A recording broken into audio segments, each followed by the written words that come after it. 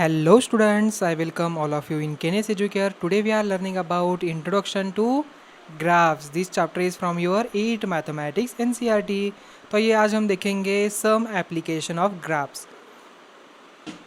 In everyday life you might have observed that the more you use facility, the more you pay for it. Okay? जैसे कि for example अगर हम ले आपने stock market बहुत बार सुना होगा, करेक्ट? स्टॉक मार्केट का वर्ड आप बहुत बार सुनते होगे.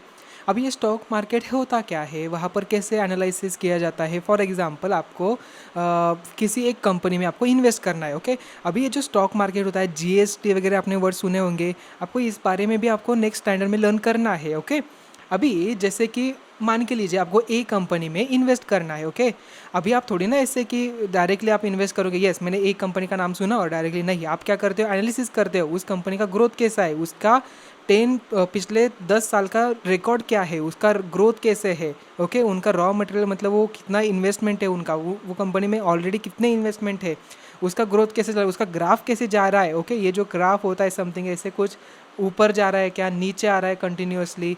अगर ये कंपनी का ग्राफ अगर ऐसे नीचे आ रहा हो तो आप थोड़ी ना इन्वेस्ट करोगे, तो उसे एनालिसिस कहा जाता है. अगर आपके सामने अगर ऐसे टैबलर फॉर्मेट में ऐसे नंबर्स दिए एनालिटिकली, तो आपको आइडेंटिफिकेशन के लिए थोड़ा सा डिफिकल्ट हो जाएगा. अगर उसी जगह पर मैंने आपको ग्राफिकल रिप्रेजेंटेशन किया तो आपको ईजी समझ में आ जाए, यस यस ये इसका ग्राफ ऐसे जा रहा है, इसका ग्रोथ ऐसे हो रहा है, कभी नीचे कभी नीचे, आप यहाँ पर आइडेंटिफाई कर सकते हो. तो इसलिए ग्राफ का एप्लीकेशन बहुत ज़्यादा है. ओनली ये फील्ड नहीं, सभी फील्ड में ग्राफ का इम्पोर्टेंस है.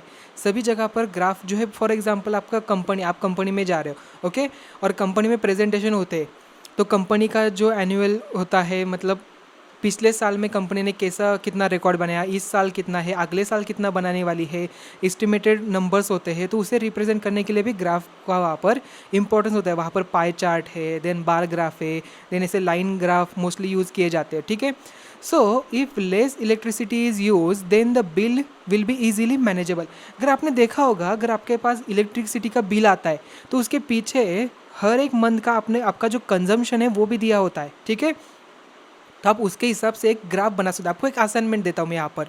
आपको क्या करना है, आपके जो इलेक्ट्रिसिटी का बिल है आपको लेना है, वहाँ पर पिछले 5 या तो 6 मंथ का, मतलब 6 मंथ का पिछला रिकॉर्ड होता है, नहीं तो आप पिछले 6 मंथ का रिकॉर्ड निकाल सकते हो. तो आपको एक ऐसे ग्राफ बनाना है. फर्स्ट फॉर एग्जांपल जनवरी में इतना कंजम्पशन हुआ, ओके, इतने यूनिट्स आपने यूज़ किए. देन फरवरी में इतने यूनिट्स, देन उसके बाद मार्च में इतना, अप्रैल में इतना. तो आपको आइडेंटिफाई हो जाएगी, यस कौन से मंथ में सबसे ज़्यादा आपने इलेक्ट्रिसिटी यूज़ किया है. ओके, आप पाएंगे कि अप्रैल मई के दरम्यान जो मंथ होता है वहाँ पर आपने सबसे ज़्यादा इलेक्ट्रिसिटी यूज़ किया. क्यों, वहाँ पर सबसे ज़्यादा एसी फैंस वो यूज़ होते हैं. मतलब मोस्टली जो इलेक्ट्रिसिटी ज़्यादा कंजम्पशन हो जाता है वो समर में होता है. ठीक है, देन स्टूडेंट्स आप पाएंगे कि थोड़ा सा रिकॉर्ड ऐसे ऊपर नीचे से ग्राफ मिलेगा आपको. ग्राफ वही रिकॉर्ड अगर पिछले साल का भी निकालते हो, आपको कंपैरिजन करना है पिछले साल का और इस साल का, तो आप उसके हिसाब से भी एक ग्राफ बना सकते हो. ये आपकी एक्टिविटी हो जाएगी. आपको एक जैसा ग्राफ बना के आपके स्कूल में आप टीचर्स को दिखाइए. आपको आपका जो ग्राफ है उसके लिए टीचर्स भी आपको, आपकी एक्टिविटी हो जाएगी, आपका प्रोजेक्ट हो जाएगा. ठीक है, आपके ये सब्जेक्ट के लिए. So this is an instance where one quantity affects another. Amount of electricity bill depends on the quantity of electricity used. We say that the quantity of electricity is the independent variable. Okay, ये dependent है क्या, नहीं, ये independent है, sometimes control variable. And the amount of electric bill is dependent variable. The relation between such variables can be shown through a graph. Example है quantity and cost. The following table gives the quantity of petrol and its cost. Number of litres of petrol 10, 15, 20, 25. Cost of petrol यहाँ पर 500, 715, 1000, 1250. तो plot the graph to show the data. तो यहाँ पर देखिए हमने इसे ग्राफ बना दिया. ये कंटिन्यूसली इंक्रीजिंग है, करेक्ट, कंटिन्यूसली क्या हो रहा है, इंक्रीज हो रहा है. स्ट्रेट लाइन यहाँ पर हमें ग्राफ मिल रहा है इसका. तो यहाँ पर एक स्केल लेके हमने यहाँ पर ग्राफ बनाया. एक्स एक्सिस पे हमने जो क्वांटिटी यहाँ पर लीटर्स में लिया पेट्रोल की, 1 centimetre is equal to 1 litre लिया है. एंड वाई एक्सिस पे हमने क्या लिया, कॉस्ट लिया है, 1 centimetre is equal to 50 rupees हमने लिया है. ठीक है, उस तरीके से हमने स्केल लिया और यहाँ पर इसे प्लॉट किया. ओके, तो यहाँ पर देखिए 10, देन उसके बाद 500 ये आ गया यहाँ पर, देन 1575 यहाँ पर आ जाएगा, देन ये नंबर यहाँ पर, देन यहाँ पर. ठीक है, यही बात समझ में आपको Yes. So mark number of liters along the horizontal axis, mark cost of petrol along the vertical axis, plot the points and join the points. We find that the graph is a line. Graph क्या है, एक line मिल रही है. Why does this graph pass through the origin? Origin से क्यों pass हो रहा है? बिकॉज अगर यहाँ पर 0 लीटर है तो कॉस्ट भी यहाँ पर 0 ही होगी ना, थोड़ी ना ज़्यादा होगी. So this graph can help to estimate a few things. Suppose we want to find the amount needed to buy 12 liters of petrol. Locate 12 on horizontal axis. आपको कहना है 12, देखिए यहाँ पर 12 लोकेट किया है. देन आपको कहना है ऊपर जाना है, ऊपर जाना है, ऊपर जाना है यहाँ पर, एंड आप हॉरिजॉन्टल लाएंगे तो आपको कॉस्ट मिल जाएगी. मतलब 12 लीटर्स के लिए 500, यहाँ पर कितना कॉस्ट है, ये 600 है, तो ये 600 रुपीज़ लगेगा. Okay, so follow the vertical line through 12 till you meet the graph at P. So from P you take a horizontal line to meet the vertical axis. This meeting point provides the answer. This is the graph of situation in which two quantities are in the direct variation. क्या है direct variation में, मतलब ये increase हो रहा है तो on the basis of that ये cost भी यहाँ पर increase हो रही है, उसे हम डायरेक्ट वेरिएशन, डायरेक्ट जो इन्वर्स वेरिएशन जो हमने चैप्टर लर्न किया था ना, डायरेक्ट एंड इन्वर्स वेरिएशन वाला, उसमें हमने लर्न किया था. मतलब ये कॉस्ट अगर इंक्रीज़ हो रही है तो ये भी यहाँ पर इंक्रीज़ हो रहा है. सो दैट्स वाई इसका ग्राफ क्या हो रहा है, इंक्रीजिंग ऑर्डर में हमें मिल रहा है. ठीक है. So this is the graph of situation in which two quantities are in the direct variation. In such a situation the graphs is always linear. क्या होता है, लीनियर होता है. Then principal and simple interest, देखिए यहाँ पर भी linear ही मिल रहा है हमें. Bank gives 10% simple interest on the deposit by senior citizens.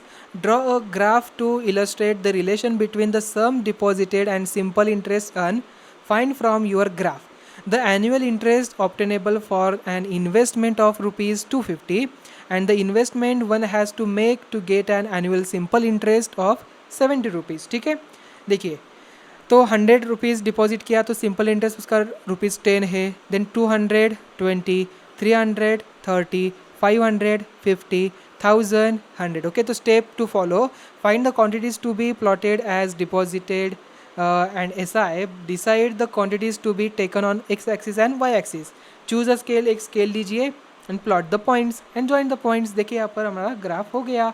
तो ये एक स्ट्रेट लाइन में आ रहा है, मतलब ये भी क्या हो रहा है, इंक्रीजिंग ऑर्डर में जा रहा है. ठीक है. मतलब एज अ डिपॉजिट अगर हम अमाउंट बढ़ाते हैं तो उसका सिंपल इंटरेस्ट SI भी यहाँ पर इंक्रीज हो जाएगा. Correct. So we get the table values 110, 220, 330, 550, 1000, 100. तो स्केल हमने लिया 1 unit is equal to 100 rupees horizontal axis पे, 1 unit is equal to 10 on vertical axis. Then mark deposit along horizontal axis, mark simple interest along vertical axis, plot the points, join the points, we get the graph that is the line and corresponding to 250. देखिए 250 पे यहाँ पर corresponding क्या आ रहा है, 25 and corresponding to 70. देखिए 70 कहाँ पर है, 70 corresponding to ₹70 on the vertical axis. देखिए 70 यहाँ से यहाँ पर नीचे आएंगे तो 700 रुपीज़. देखा कितना आसान है ना, कि आपको कैलकुलेशन करते बैठना पड़ा यहाँ पर नहीं. तो on the basis of graph अगर आपको 90 रुपीज़ ऐसा है तो यहाँ पर आप आसानी से फाइंड आउट कर सकते हैं कि यस ये नीचे आ गया तो 900 रुपीज़. करेक्ट. देखिए कितना हेल्पफुल है यहाँ पर एक ग्राफ. करेक्ट. तो स्टूडेंट्स नेक्स्ट एग्जांपल है time and distance. Ajit can ride a scooter constantly at a speed of 30 kilometres per hour. Draw a time distance graph for this situation. Use it to find the time taken by Ajit to ride 75 kilometers, the distance covered by Ajit in 3.5 hours. तो solution देखिए 1 hour, 2 hours, 3 hours and 4 hours, 30 kilometre, 60 kilometre, 90 and 120 and so on. तो यहाँ पर आपका ये table बन जाएगा. तो हम स्केल लेंगे हॉरिजॉन्टल पे 2 units is equal to 1 hour, vertical पे 1 unit is equal to 10 kilometres. ठीक है. And mark the horizontal axis, vertical axis and plot the points. आपको अभी ये जो पॉइंट है कैसे प्लॉट किया जाता है ये समझ में आ चुके ऑलरेडी, आप इसे आसानी से कर सकते हो प्लॉट. तो ये होगा इसका ग्राफ. ओके. तो यहाँ पर हमने X एक्सिस, ये Y एक्सिस, तो डिस्टेंस कवर यहाँ पर है, टाइम यहाँ पर है. सो स्टूडेंट्स देखिए join the points we get the linear graph and then corresponding to 75 kilometre उन्होंने पूछा है तो 75 के लिए देखिए यहाँ पर क्या नंबर आ रहा है, ये 2.5 आवर्स यहाँ पर आ रहा है. ठीक है.